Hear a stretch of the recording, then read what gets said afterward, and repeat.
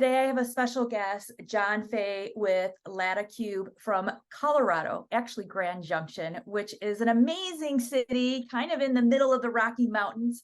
And the reason why we're kind of talking is we're really open to the discussion of homelessness, what's changing in Colorado, kind of what's happening also globally. And John was nice enough to have this conversation. And I think these are the conversations that we need to keep exploring, we need to keep having, so that we are entertaining other ideas, we're entertaining how other companies, how other collectives, how other cities are really looking at these different ways of building and building for homelessness and for those that really need our help, which really is everybody at this point. So, John, thank you so much for making the time for us today. Yeah, Audrey, thank you. I got to speak with you, man, maybe a year ago. And Mark was on. So grateful to just have this opportunity and just appreciate what Offsite Dirt does for the industry of just accelerating, knowledge and products. So thank you for having me. Thank you. So for our audience, can you just give us a little bit of background on Lada Cube and kind of what you guys do, what kind of products you build, and the passion that you have behind this company? Yeah, so Lada Cube, we are building a building product company. So we specialize in different building components and really giving people a platform to be able to build structure. And we really look at it from an angle of what we call productization of construction. So really, when you look at the top five largest industries in the world from an economic standpoint, you have automobiles, production, manufacturing, you have electronics. So construction is one of those top five industries. But the unique thing about construction is it's never had a technological revolution that has significantly brought the cost to build down, right? So over time, those other industries, they've been able to scale and bring their production to a place where the costing has come down historically and relative to inflation and other factors. But construction, we've just been on this trajectory in modern day history that just seems like it's never ending in terms of the value or the cost to build structure.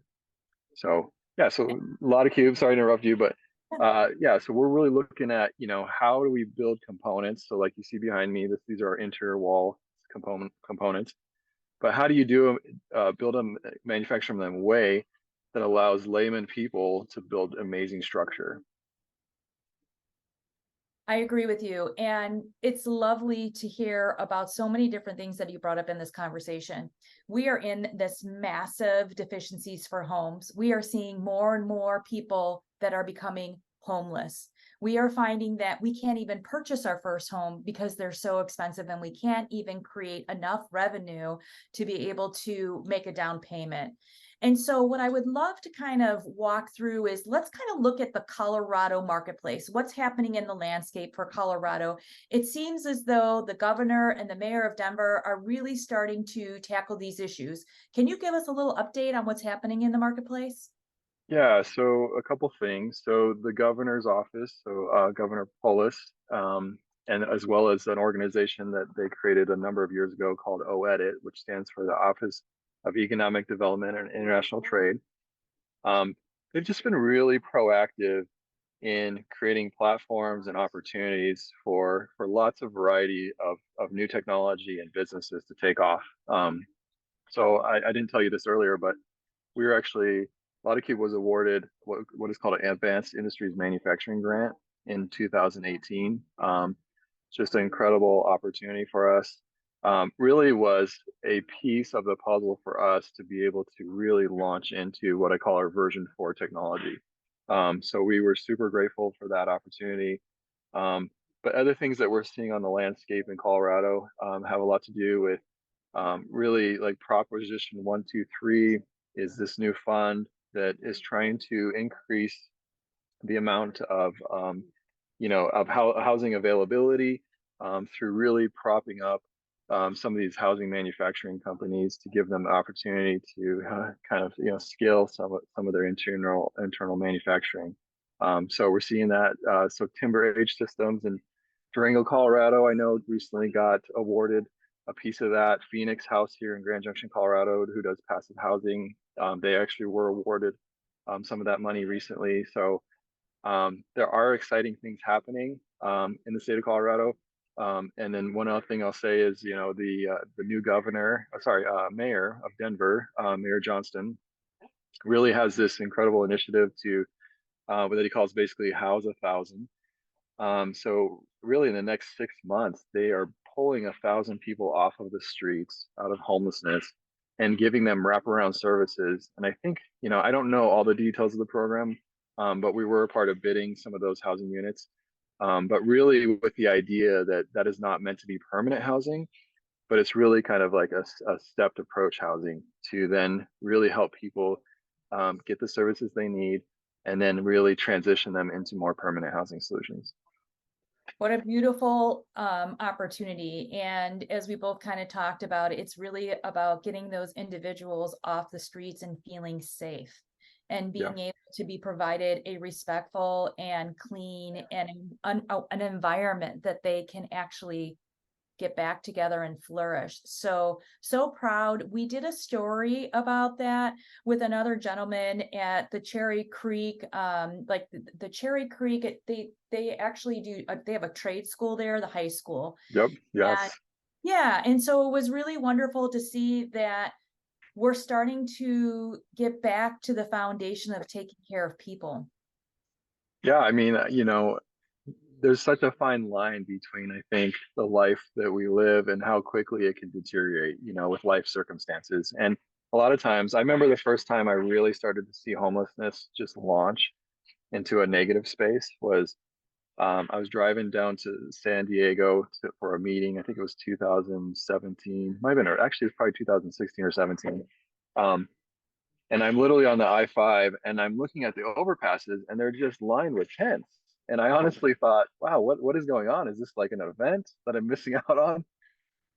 And so I literally merge off of the interstate, drive up, park, walk out on up to some tents, said, hey, what's going on? Because to me it's just like astounding and really unacceptable, right? What I learned, and it was people that just through you know, I would say in a lot of instances, you know, some fault of their own maybe, but I'd say in general just life circumstances couldn't make that next, you know, mortgage payment and lost their house, and you know, and just were suddenly found themselves in this incredibly dire situation. And I just feel like we're better than that as a society, and you know, we're smart people, and we can really figure out how to solve this and how to help our fellow brother and sister. Yeah, and I'm in Savannah, Georgia, and a couple of days ago, I was at the Savannah Housing Coalition. They're actually creating this coalition to start helping with the same situation that we're seeing in every state, which is homelessness and being able to find missing middle and missing middle housing. Like, how can Mhm. we create it, and how can we make it dignified and beautiful? And so I ask you, John, because your company has these wall structures, but now you also design small living spaces. Yeah. And there are solutions out there, right? There are ways to design and to build and to create something that can be harmonious and beautiful and doesn't mean it has to be super expensive, right? Yeah, I mean, I feel like design for me inspires, right? So anything that we build, like I literally my heart's desire is that when people encounter it, like they literally have an encounter with creation, right? Where they feel inspired, they feel hopeful, they look at the space that's been created for them, and they actually it takes them to a whole nother place of like, I wonder what's possible for my own life, right? So I think what, you know, I would think we'd call that like honoring, you know, honoring spaces, creative design, you know. And I think for us at Lada Cube, you know, our housing has always been our heart's desire from the very beginning. We started with interior applications because we really saw just a lower threshold to really get our product out there, and vet it. But recently we've been doing our Lada housing unit. Um, and our heart behind that really isn't that we're necessarily the builder, but we call it the 2x4 of the future. So we really want to work with companies that already are building structure. They're using 2x4s or steel studs, and they can come to us and say, hey, how can we do this maybe more efficiently, um, with less skilled labor, because that's becoming more and more difficult to come by. But also just with this kit of parts that we believe over time, we're seeing these huge benefits in the cost of building these structures. Um, Yeah, I agree with you. And again, it comes from being creative, thinking outside the box. We were both talking about, I know that you create homes in Africa, right? yeah, yeah. So And so how did that come about? yeah, so when my wife and I lived in California for I think 2018, 19, and 20, uh, we lived in this community in Northern California, Redding, California, that had just an incredible international population, ironically. And from that, we ended up meeting a number of people from various countries, and met our good friends now, Benny and Petronel Hot Guider, who are from Cape Town. It's actually a little town near Cape Town called Hermanes. And so just kind of this is kind of how my life is sometimes. When we met them, we hung out, shared stories, right? Got to know each other. Benny called me the next day and he said, hey, I have this crazy thing that I just remembered happened to me a year ago. He said, I was in my church in South Africa, and this lady came up to me and she basically prophesied to him that he was going to build cities with Lego like walls. And Benny before this he was a diver. He'd dive for minerals. They're both ironically in this really crazy sport called underwater hockey. Um, Petronol is a world champion, and she was just on the world team, and Benny's been on the world team. It's the craziest. You should look it up. It's the craziest sport ever. Like, I couldn't do it. It's like you have to have incredible lungs and be incredibly strong. But the beauty in it, I was like, man, what is this, right? And so COVID hit. They ended up moving back to South Africa, but we kept the conversation going, and both of us couldn't stop thinking about, like, what is this connection? And so, ironically, through that, Benny established one of our primary manufacturing facilities in Cape Town. And so from there, they started a company called Wound Cube, and they basically use Lada Cube technology and build houses. And so they can build smaller structures and with 4 people in about 14 hours.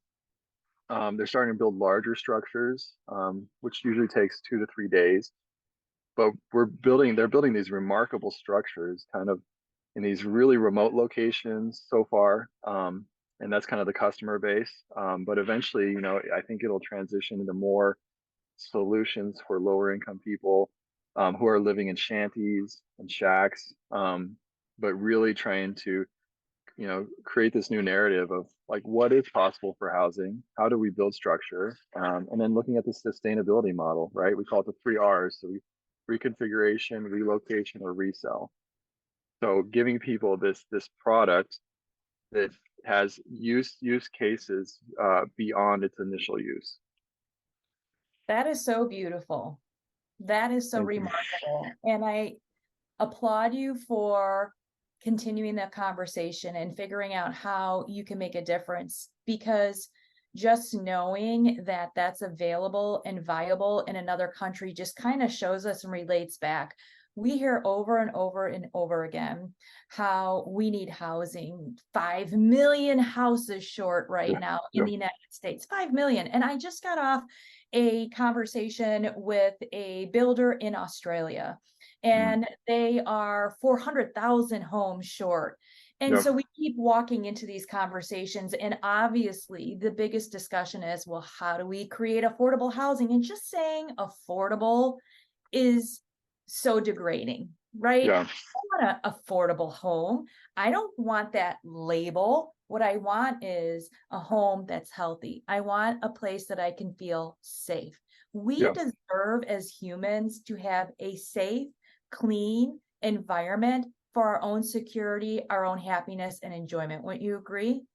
Yes, 100%. I think about, I think all of us can maybe, kind of dissect our own lives and think of periods of time where we had some level of hardship financially. it's really demoralizing, and defeating.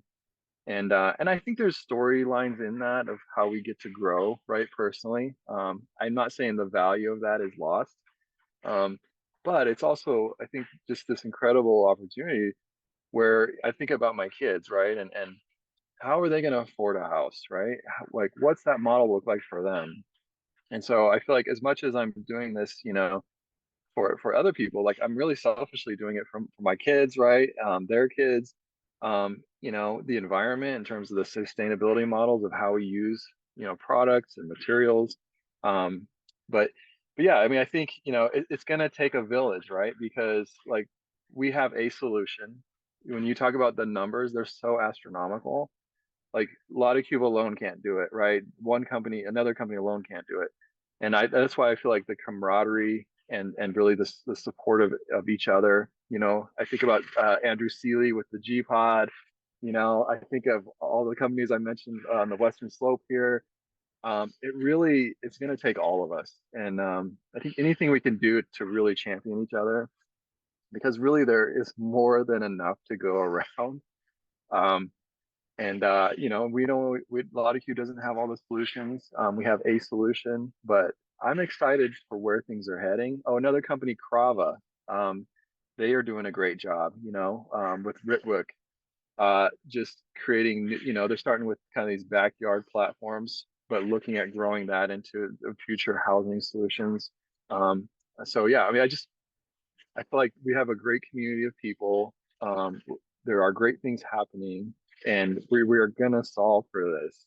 It's gonna be a good story in the end.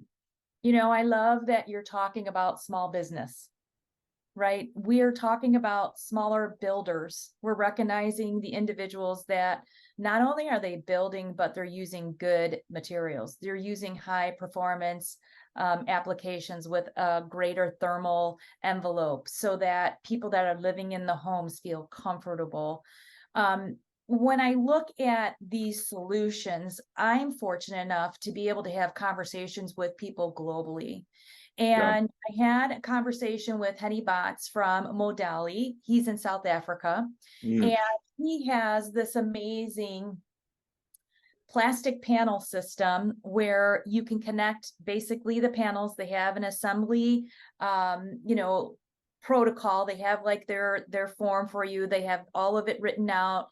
And then they also, which I think is really unique, they created a toolbox. So when their product all ships and they hmm have the toolbox with all of the different mallets, paint cans, measurements, all these different things, and the assembly envelope with all of the Yep. directions.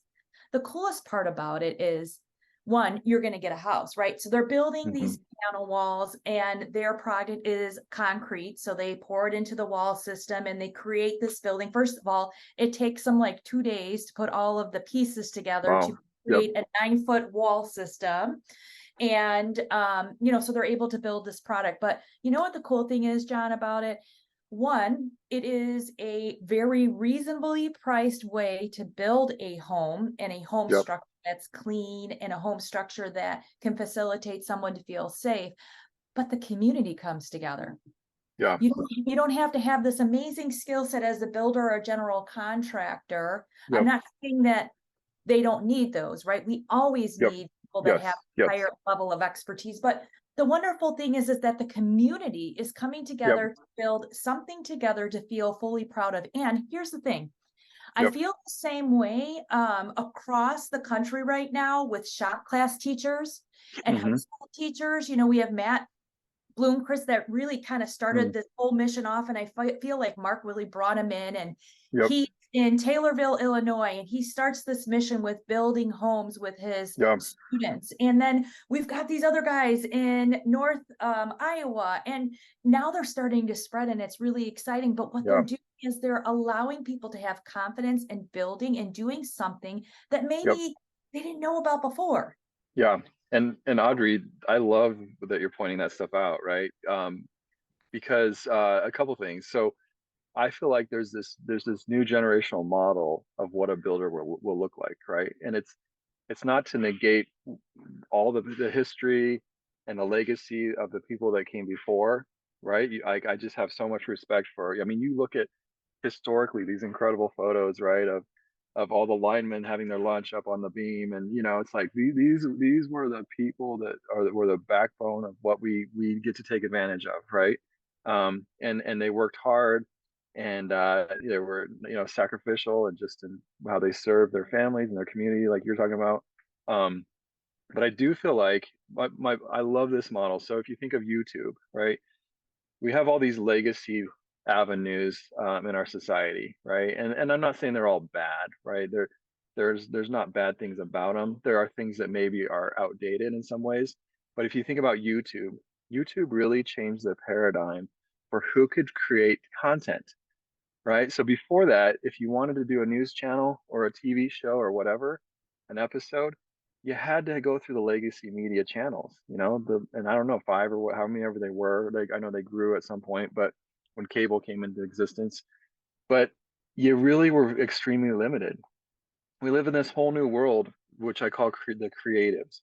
And the creatives are going to be the biggest growing category that you see over the next, 20, 30, 50 years. And those are people that basically are taking these new tools in our new technology, and they're able to create content and make a living in that way, right? And the beauty in it too is it's really diversifying the opportunities for everybody, because like for news, um you get multiple angles of a story, and then as an individual you have the freedom to get to choose, okay, how does this fit my paradigm? What do I believe about this narrative that might be true or might not be, or maybe be someone's perspective that I want to see what another perspective is, right? And so with construction, I believe we're heading into a new generation that will be the creative generation, right? It'll be a mix of everything. It'll be of the legacy skill set people, which we still need, like you're talking about, but it's going to be this whole new category, like the gentleman in South Africa that has this new invention, right? And a new way of building. And he's going to train people, and they're going to be new creatives, right? It's going to open that market up to an entirely new set of people that maybe wouldn't do more of the traditional model. So I think it's a really exciting frontier. I'm really excited for the people who are coming out of the woodworks, creating things, coming up with new ideas on how we build. I feel like it all plays together, and I'm really excited about where things are heading. I love that you call them creatives. I find that same thing. I feel like our heart is leading us bigger to better things. I feel like people are more open to really being of kindness now, of really kind of looking, since COVID, it really changed the wheels of everything. It changed the wheels in the perspective of how we serve people, how we connect with our family and our friends, how we cherish those times and really know how Hmm. special they are. But all those times that I can think about with my family and my friends, they all are around my home, right? Yeah. They're in my Yes. kitchen, they're in my living room where I'm grateful enough and blessed enough to be able to celebrate holidays with them and to sit on a couch and talk to them. And this is the thing that I keep thinking about, Jay, when I go to or John, when I go to sleep at night, is that we can create homes. Yep. We have systems. If you start looking, like I was telling you, nationally, there are a lot of amazing eco companies out there that are creating recyclable products to Hmm. creating wall systems and obviously these concrete homes. So why do you think that why can't we not get it here fast enough? Why can't we get this in United States? Yeah. I think, a couple of things. I think we're learning as we go along, right? Manufacturing. I think we've lost a lot of the wisdom and understanding and legacy of manufacturing in our country. So I feel like we are in a season, I think, where a lot of that foundation is starting to return.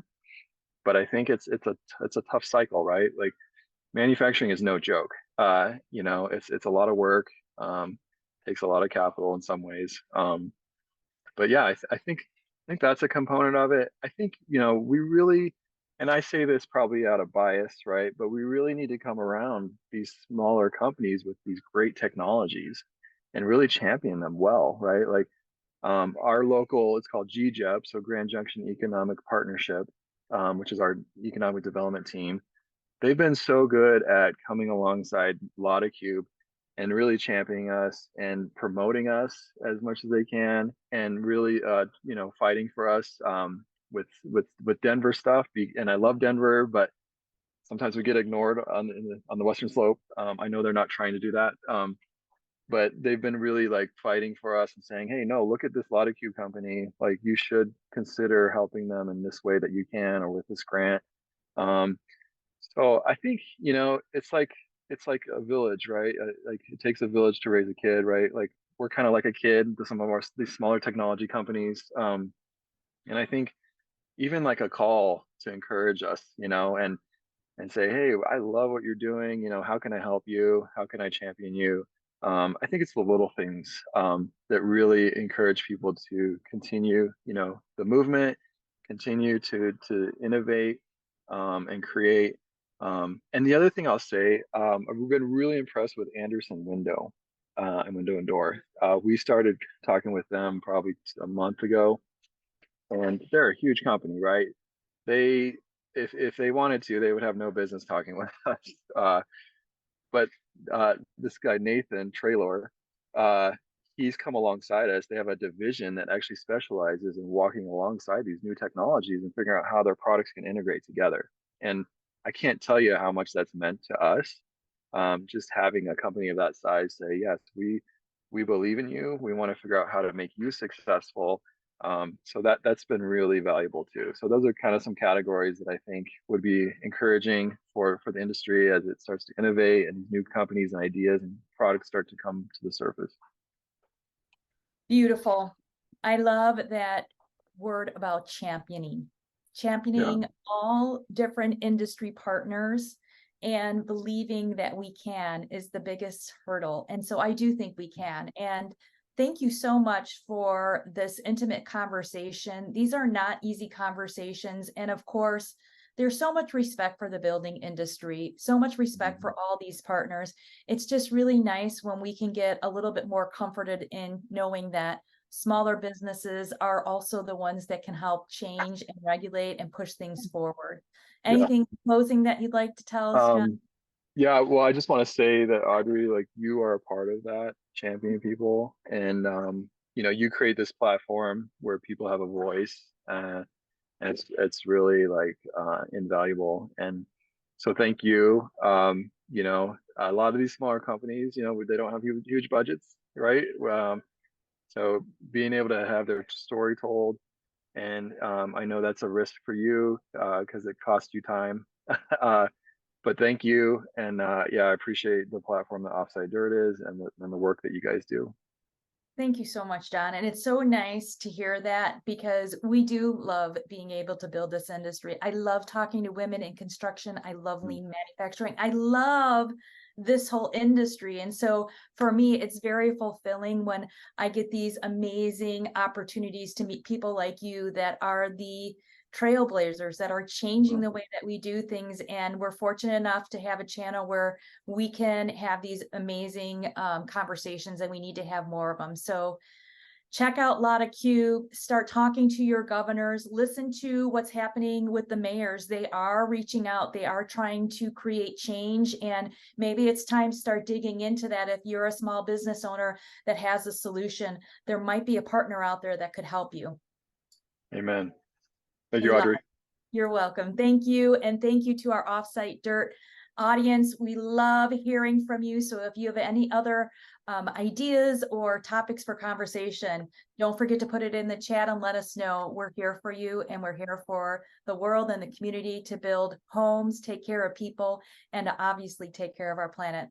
Until next time in our next conversation, this is Audrey signing off from Offsite Dirt.